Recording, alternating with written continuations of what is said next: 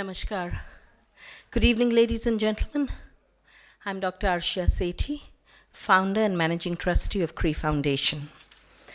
It is a privilege today for us to present under the banner of Kri Foundation, in keeping with the tagline of Kri Foundation, which is linking for the arts, which we interpret in the broadest manner possible. But today, linking for the arts brings the Yamuna and the Hudson a little closer.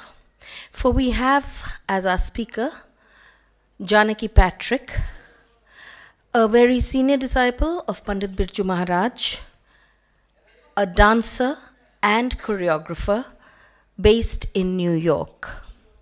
New York, as many of you know, is the dance capital of the world. There's hardly a form that is not practiced or taught there. In that extremely competitive environment, how does Janaki carry aloft the flag of Kathak, her independent understanding and mind as a choreographer? What are the challenges? What are the strengths? What are the unique features of her vision of presenting? I must tell you something about Janaki before we begin, and before I invite her here, and that is Janaki calls her company Kathak Ensemble and Friends. That and Friends is very important. Please note, it doesn't say Janaki Patrik Dance Company. It says Kathak Ensemble, and ensemble means everybody being sort of equal in a presentation. And Friends, which is which is indicative of inclusiveness, of open-mindedness, and a readiness to collaborate with other artists and other art forms. I would like to invite Jayanti Ranganathan. She is the chairperson of one of our collaborative organizations with which Kri Foundation has done one of its most meaningful work, Ahmad. You may remember that we did the work on triple talaq and other issues in dance even before this recent triple talaq buzz began. So, Jayanti, may I invite you here, please? We'd like to welcome you. I saw my guru dance in 1963. I knew nothing about India, but I think my whole life had been sort of a preparation of various streams which came together. I was trained with intense discipline as a classical Western flutist. I was raised as a Unitarian, which is a humanist religion which pays which honors every single religion in the world and most honors the divinity of creation. I had studied Russian language, and being trained in a language is also its own discipline, to follow the roots of every word and learn how they come together, to hear the syntax, to hear the musicality. At that time, Russian was an oral tradition. People were afraid to speak a lot of poems, for example, of Mayakovsky, because they were very revolutionary and they were resisting the government. So it was a very oral tradition.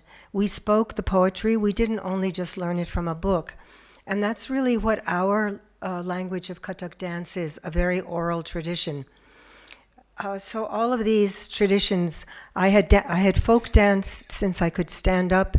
It was a wonderful time of union in our family. So all of these things came together in what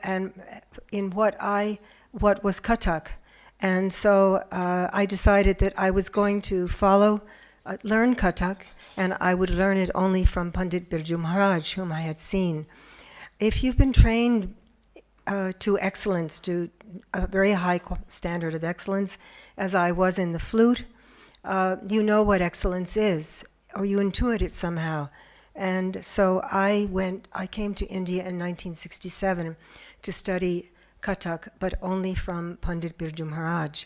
and I was told I could have an audition, which I did. I never thought I wouldn't be able to study with him. It's not that I was arrogant, it's just that I was so driven to learn this form.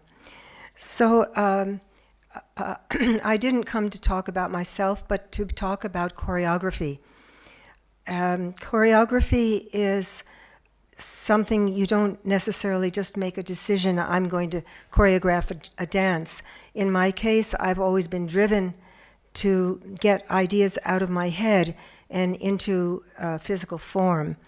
So what I'll talk about today is where did some of those ideas to drive, to put those ideas into form, where did they come from?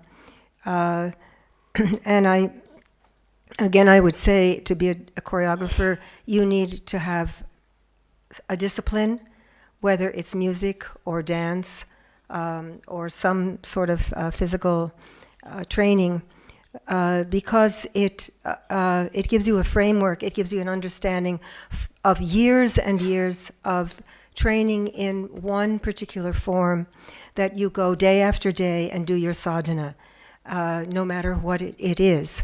In the final stages of my sadhana, I was taking 1.5 hour technique classes in Merce Cunningham technique, plus 1.5 hour ballet class, 6 days a week. That's 4.5 hours of physical training. It's about mental and physical stamina. It's about building a vocabulary. It's just that whatever your discipline is, you go for it, and you don't hold anything back. That's number one in choreography. Sounds right?